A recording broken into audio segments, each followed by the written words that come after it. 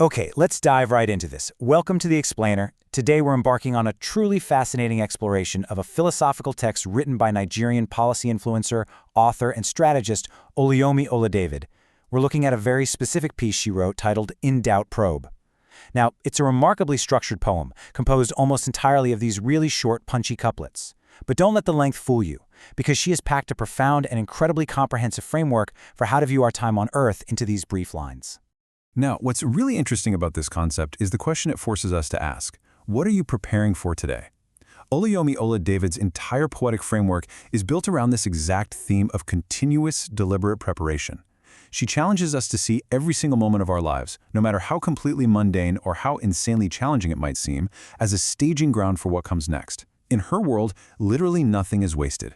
To really get where she's coming from, we have to look at her foundation. She grounds her philosophy entirely in her core faith. In her own biography, she writes, "My Father God owns and rules the universe. He is the wheel within my wheels." Understanding this is absolutely crucial, because her spiritual foundation acts as the driving force behind her entire worldview. For her, life isn't just some series of random, disconnected events. It's a deeply orchestrated sequence where she's an active, purposeful participant. And she takes that deep spiritual grounding and actually applies it to massive, tangible goals, Things like generating global solutions, influencing policy and strategy, and providing real clarity for people. There's this amazing contrast happening here. On a macro level, she's totally dedicated to large-scale global transformation. But on a micro level, she expresses these giant concepts through highly personal, structured poetry. She clearly has this huge passion for helping people bridge the gap between their own internal contemplation and actual structural policy. Section 1. Navigating the Seasons, the Cycle of Time and Preparation. And this brilliantly illustrates how she uses the natural, predictable cycles of time to highlight life's duality. She wants to show us how the world around us is constantly modeling the exact type of preparation we need in our own lives. She uses this predictable season of warmth and abundance, spring, to tell us that we must deliberately brace for the inevitable cold and scarcity of winter. It's a fantastic call to action. Basically, she's warning us, hey, don't get too comfortable when things are easy. Instead, use that ease as a resource to fortify yourself for the hard times. She expands on this nature metaphor even further with, in rain, prepare for drought. And this one really makes you ask yourself, how are you actively utilizing your own periods of rain? When resources, energy, or opportunities are just pouring down on you, are you just soaking it all in and enjoying it, or are you actually stocking up for those dry spells that inevitably follow? She reminds us that preparation is an active 24/7 duty, completely regardless of the weather. Then, she takes this cyclical thinking we see in nature and transitions it perfectly over to human development. In youth, prepare for future. She's directly advising us to use the fleeting, super vibrant energy of our younger years to build a solid, unshakable foundation for tomorrow. Youth isn't just a time for endless play. Actually, as she notes elsewhere in her poem, in play, prepare for duty. Every single stage has a very specific purpose. Which leads us to a single, incredibly powerful word, mastery. This summarizes a brilliant couplet where she writes, "In history, prepare for mastery." She believes that studying the past isn't just some dry, boring academic exercise. Looking backward is literally the ultimate key to mastering the present. If we want mastery over our current circumstances, she argues we've got to diligently prepare by understanding the exact history that brought us here. Section 2. From Thought to Action, Bridging Contemplation and Reality. Now, her poetry constantly pushes back against the idea of just sitting around and thinking passively. She wants us to examine the relationship between our internal reflection and external tangible development out there in the real world. In dream, prepare for action. She completely bridges the gap between passive contemplation and active effort right here. She's reminding us that having a grand vision or a big dream is wonderful, for sure, but it absolutely requires immediate physical preparation. A dream without the preparation for action? Well, that's simply a wish. She demands forward momentum. We actually see this action-oriented mindset bleed directly into her spiritual life too. In prayer, prepare for obedience. Connecting this back to our faith-based bio we discussed earlier, we realize she views prayer not merely as a passive request sent upward, like a wish list. Rather, it's a rigid precursor to active, obedient duty. For her, you don't just pray and sit around waiting. You pray so that you are fully prepared to act the second the call comes.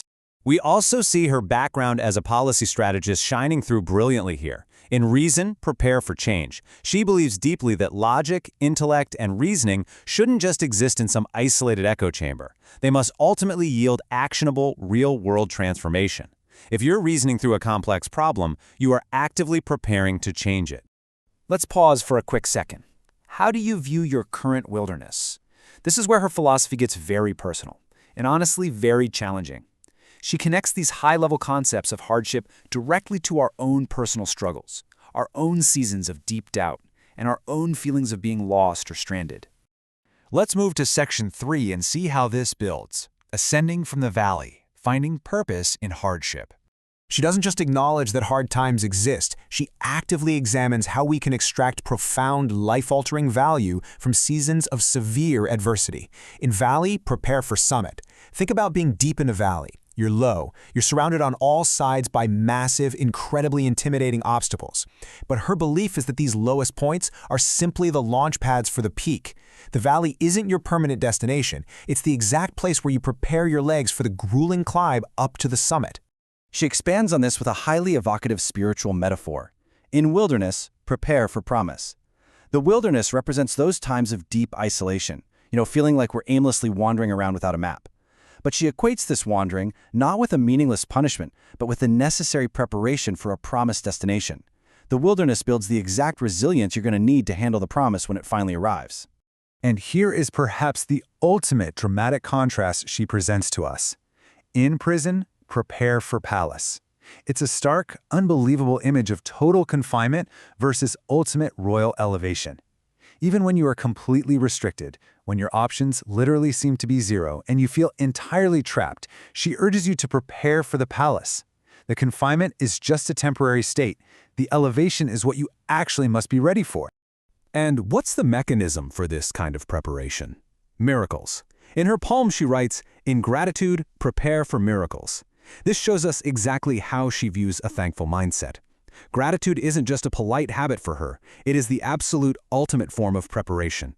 By choosing to be grateful for what you have in the present, she argues, you are actively preparing the ground for miracles to occur in the future.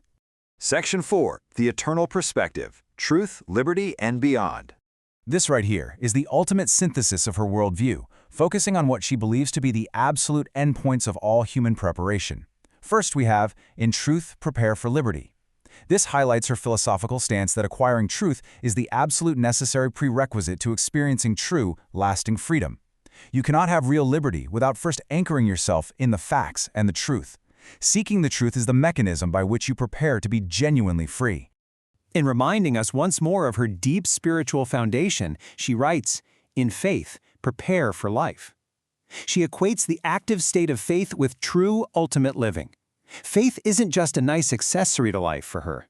It is the necessary preparation for experiencing life in its most vibrant, abundant, and purposeful form.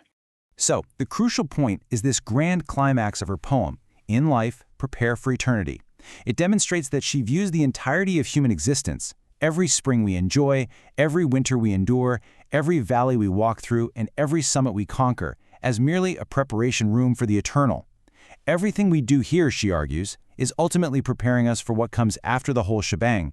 Which leaves us with one final, lingering question to end our explainer today. What are you doing with your current season? Based on Oluyomi Ola-David's poetic framework, are you wasting your spring, or are you actively preparing for winter? Are you trapped down in your valley, or are you gearing up for the summit?